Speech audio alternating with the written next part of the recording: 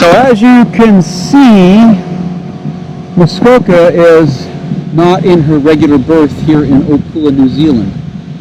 I had a mishap in the Society Islands, and my anchor dragged.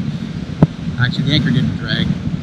Long story, and I'll fill in that story. But for today, we are at the work dock in Opua. They bring you over so you can have grinding and things done at these docks. And that's what they're doing. They're fixing my boat that I hurt about 2 months ago. 6 months ago, I guess. Anyway, so here she is.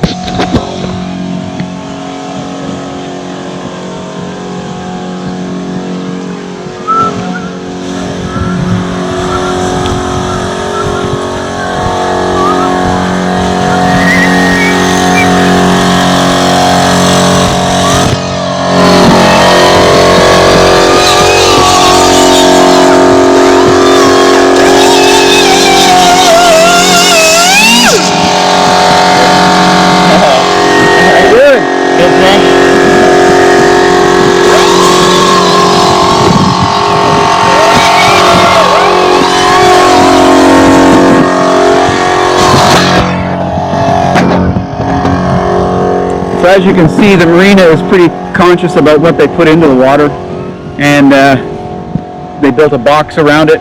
They put a vacuum cleaner inside the box, and as they sand, the dust goes in the vacuum cleaner. So it's kind of cool.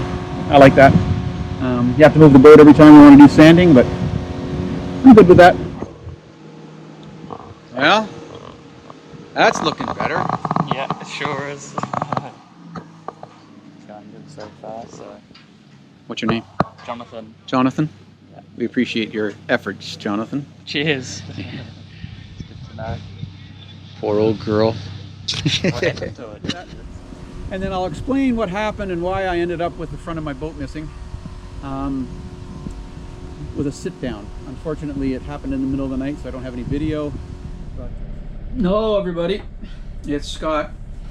So what I'm trying to do is I'm trying to explain what happened to us in the Society Islands, the island of Huahine, in the town of Whare. We actually collided with another boat, another fellow cruiser.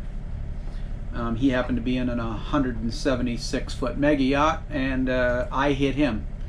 So how does anybody run into such a large boat in the middle of the Society Islands? Well, let me explain. So, when we came from Tahiti, after dropping off Laurie's nieces, we went directly to Huahine Niue, which is the big island in Huahine, in the town of Whare. And we left in a weather window that our weather forecaster told us we needed to get our butts going, and to beat a front and weather, blah blah blah. The downside was he told us to leave right away. The upside was we were ready to go, so we left, and we ran into another boat. No, we ended up coming into the anchorage at 2 o'clock in the morning. Never a good idea, and I normally would have said I'm not going to, except that we'd already been there before, and I had marked where I dropped the anchor. So what we did was we came in at 2 o'clock in the morning. We had no wind until we got there, and then the wind really did pick up. So I dropped the anchor exactly where we dropped it before, so I thought. And then I'll tell you what happened. So I've got a little drawing here, and this is the bottom profile of the anchorage that we are in. We wanted to be up here on this plateau, which was sand, and this is where I dropped the anchor before, and this is where I dropped the anchor again.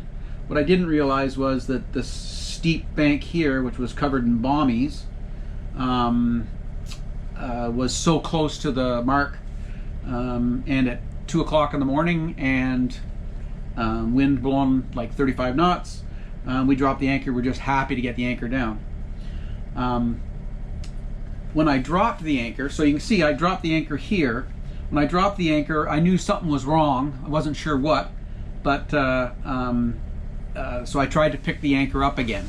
When I tried to pick the anchor up, I was wrapped around a bommy coral head, and I couldn't get the anchor up. At 2 o'clock in the morning, I put out my bridle, and I just stayed on anchor watch for about, I'd like to say 2 hours, but I'd be lying. So probably an hour. And we weren't going anywhere. The wind was blowing in this direction, and I was hooked on a bommy, say down here. I knew that, and the boat was sitting up here. I also knew that, and everything was good. So after an hour of boring anchor watch, I went to bed. And the next thing I know, I was awake, and with a big huge thud, and I had run into, I'll put Muskoka here.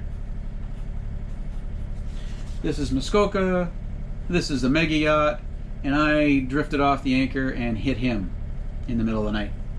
Now, how could I hit him if the wind was blowing this way at 35 knots? Well, the wind died.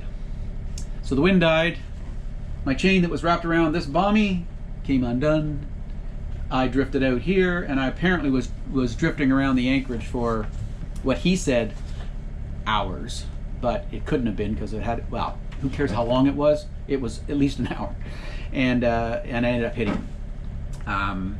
So I smashed the front bow of good old Muskoka, put a big smash in it about this big. I'll show you where that is now, and there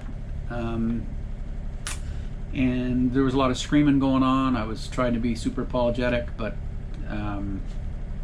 anyway. The next morning when I woke up, oh no, let me just go. We went and re-anchored someplace else. So this is the island of,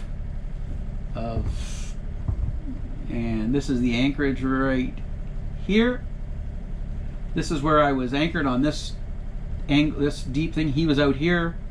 After the impact, I motored over to here and anchored over here, and then in the morning when we woke up, I got my clothes on and went over to see him, and lo and behold, he was gone. What I later found out was super yachts are usually on charter, and the people on them don't really own them, and such was the case with this boat. And I think it was like $100,000 a day or more, who knows what it was. And they weren't waiting around for my little insurance claim. Having said that, we sailed past him in Bora Bora 4 or 5 days later, and yeah, everything was okay. But I just wanted people to know that you know, every once in a while you screw up. Nothing's perfect, and that's what happened in Huahine on our second visit. So we got it fixed, and I'll show you where the damage was. And I sealed it right away, like the same day. And then when I got to Opua, I had the professionals take over, and so this right here is beautiful and shiny, and there was a hole right there where I hit him. There you go.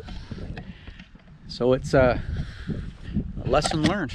So actually, you know, it's actually the very first time that we've gone into an anchorage in the middle of the night, and we only did it because we'd been there before. So even if you've been there before, you've got to take care. And if you don't take care and you screw up, suck it up and go over and meet with the people and try to be as nice as possible, especially if you're full. Anyway, that's it. Damage done, damage fixed. Back to cruising. Bye.